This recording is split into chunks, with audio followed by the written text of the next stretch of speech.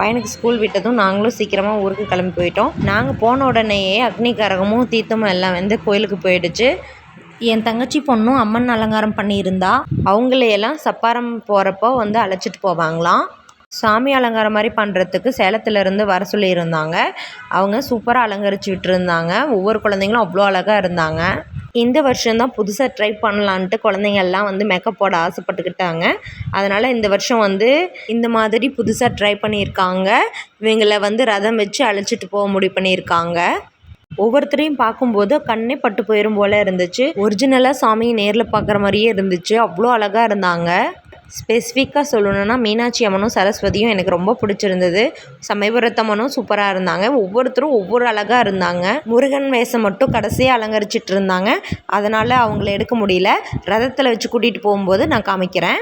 ஆற்றில் இருந்தே கரகங்கள் ஆடிட்டு வருவாங்க. அதுக்கப்புறம் சப்பாரம் வந்து வரும். அதுக்கு பின்னாடி அம்மன் அலங்காரம் பண்ணியிருந்த குழந்தைங்களையெல்லாம் ரதத்தில் வச்சு அழைச்சிட்டு போகிறதா சொல்லியிருந்தாங்க. அவ்வளோதான், அவங்களும் ரதத்தில் ஏறி உட்காந்து ரெடி ஆகிட்டாங்க. 2 டிராக்டரில் வந்து பின்னாடி ரெடி பண்ணியிருந்தாங்க. சூப்பராக பேக்ரவுண்ட் அலங்கரிச்சிருந்தாங்க. லைட் செட்டிங்கோடு பார்க்கும்போது அவ்வளோ சூப்பராக இருந்தாங்க எல்லோரும். இந்த சம்மர் டைம் பயங்கரம் வெயிலுக்கு தகுந்த மாதிரி குழந்தைங்கள்லாம் எப்படி வந்து மேக்கப் போட்டு சாயந்தரம் அந்த புழுக்கத்தில் உட்காந்துருந்தாங்கன்னே எனக்கு தெரியல. குழந்தைங்களுக்கான டின்னர்லாம் வந்து முன்னாடியே ஏற்பாடு பண்ணி அவங்கள சாப்பிட வச்சுட்டாங்க. மேக்கப் போட்டுக்கிட்ட குழந்தைங்களையெல்லாம் பாராட்டியே ஆகணும். அப்புறம் மேக்கப் போட்டு விட்ட சேலம் ஜெயம் கலைக்கோட்டத்துக்கும் நன்றி சொல்லணும். வானவேடிக்கையோட சிறப்பாக தொடங்கியாச்சு.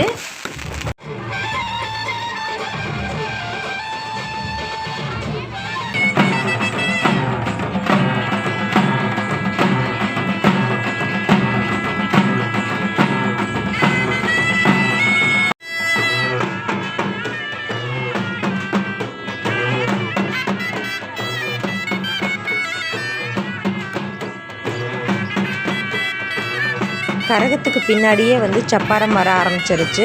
சப்பாரங்கிறது வேறு எதுவும் இல்லைங்க, ரதம் தாங்க.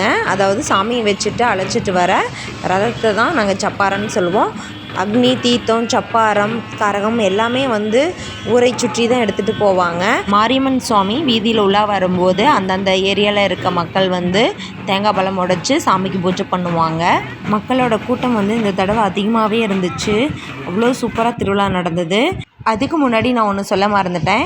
பசங்க எல்லாமே சேர்ந்து ட்ரம்ஸ் முன்னாடி பயங்கர ஆட்டம் போடுவாங்க. அவங்க எல்லாமே தனி குரூப்பாக ஃபார்ம் பண்ணி போவாங்க. கடைசி பூஜை நடக்கிறதுக்கு வந்து 11-12 மணிக்கு மேலே ஆகிடும். அப்போ தான் சாமியை ஊஞ்சல் வச்சு பாட்டு பாடி அப்புறம்தான் பூஜை நடக்கும்.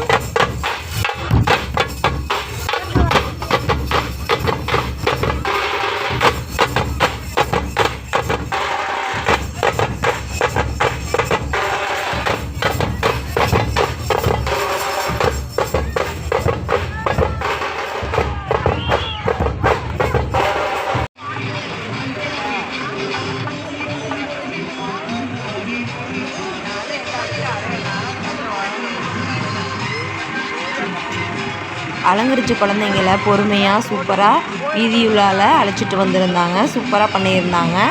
அப்புறம் குழந்தைங்கள வந்து கோயிலில் கூட்டிகிட்டு வந்துட்டு அவங்கள எல்லாத்துக்கும் சுற்றி போட்டு உள்ளே கூட்டிகிட்டு போனாங்க. இதே மாதிரி வருடம் வந்து இந்த மாதிரி செஞ்சால் சூப்பராக இருக்கும். குழந்தைங்கள கோயிலுக்குள்ளே கூட்டிகிட்டு போய் பூஜையை போட்டாச்சு. அப்புறம் எங்கள் பாப்பா கூட நின்று நாங்களும் செல்ஃபி எடுத்துக்கிட்டோம். கரகங்களும் கோயிலுக்குள்ளே வந்துருச்சு. கரகம் ஆடிட்டு இருக்கும்போது ஒருத்தருக்கு மட்டும் பயங்கரமாக சாமி வந்து கீழே பிறண்டுட்டார். ஆனாலும் பூசாரிக்கு சாமி வந்தால் மட்டும்தான் கடைசியாக கோயிலுக்குள்ளேயே அழைச்சிட்டு போவாங்க. அது வரலும் ஆடிட்டே தான் இருப்பாங்க. கோயில் பூச்சாட்டி கங்கணம் கட்டினதுலேருந்தே வந்து காலுக்கு செருப்பு எதுவும் தொடாமல் பக்தியாக விரதம் இருந்து இந்த கரகம் ஆடுவாங்க. கடைசியாக மேலக்காரங்க பயங்கரமாக மேளத்தை அடித்து பூசாரிக்கு சாமியை வர வச்சுட்டாங்க. அதுக்கப்புறம் கோயிலுக்குள்ளே அழைச்சி போயாச்சு. போய் பூஜையை போட்டாச்சு.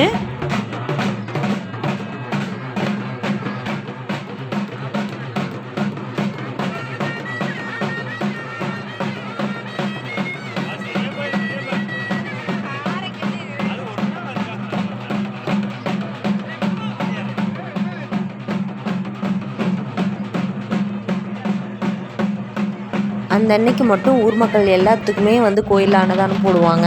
கரகம் ஆடினவங்கெல்லாம் கடைசியாக தான் வருவாங்க. கடைசியாக அவங்களோட அன்னதானம் சிறப்பாக முடியும். அதுக்கப்புறம் சப்பாரமும் கோயிலுக்குள்ளே வந்துடும்.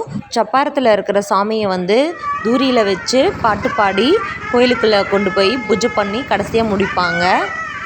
எல்லாமே சிறப்பாக நடந்து முடிஞ்சுது. அடுத்த நாள் வந்து காலையில் இருந்தே பொங்கல் வச்சு முடிப்பாங்க. பொங்கல் வச்சு முடிச்சதுக்கப்புறம் சாயந்தரம் 4 மணிக்கு மாவிளக்கு அழைக்க ஆரம்பிச்சிடுவாங்க. அதுவும் சிறப்பாக நடக்கும். அதையும் அடுத்த வீடியோவில் உங்களுக்கு காமிக்கிறேன். என்னோடய வீடியோ பார்த்த அனைவருக்கும் மிக்க நன்றியை தெரிவிச்சுக்கிறேன். நான் போடுற வீடியோ உங்களுக்கு ரொம்ப பிடிச்சதுன்னா மறக்காமல் சப்ஸ்கிரைப் பண்ணுங்கள், லைக் பண்ணுங்கள், கமெண்ட் பண்ணுங்கள். பக்கத்தில் இருக்க பெல் பட்டனை ப்ரெஸ் பண்ணிங்கன்னா நான் போடுற வீடியோஸ் வந்து உடனுக்குடனே நோட்டிஃபிகேஷனாக வரும். Bye bye friends.